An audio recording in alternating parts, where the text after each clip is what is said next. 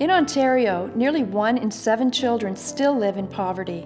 School leaders witness the impact on those who struggle to find affordable housing, employment, and enough nutritious food to sustain a family. And they know firsthand the struggles of a family trying to get by on Ontario Works support. Catholic principals witness poverty of the spirit as well. They see the implications of those who struggle with mental health and addiction. CPCO's Do You See What I See project communicates the lived reality of our members dealing with poverty in their schools. Our hope is to raise provincial awareness of this critical issue.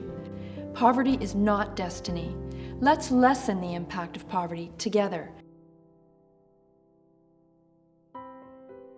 Anyone who has paid a remote amount of attention to the newspapers knows that there is a serious growing income gap in our country that is only now being recognized.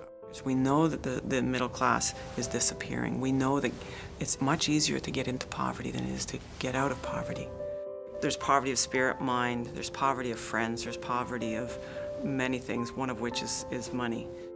I find I have families who have sort of completely lost connection with church and with their own broader family, and they feel very alone in the world. Poverty hits us on so many levels. Some of our kids are from parents who are mentally ill. Some of our parents are working in jobs that are just minimum wage. They're working hard. Each individual family needs to be treated with respect, and every family will have a story, and we can't make assumptions. Because unless we know the story of our children and understand where they're coming from and their needs, we'll never be able to address it.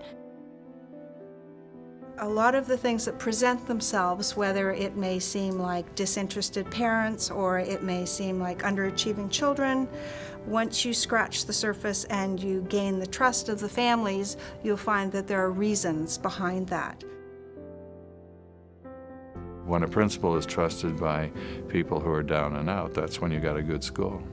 There's no textbook, there's no manual in the principal's course for this. You just have to do that, I think, sometimes, because that's what God calls you to.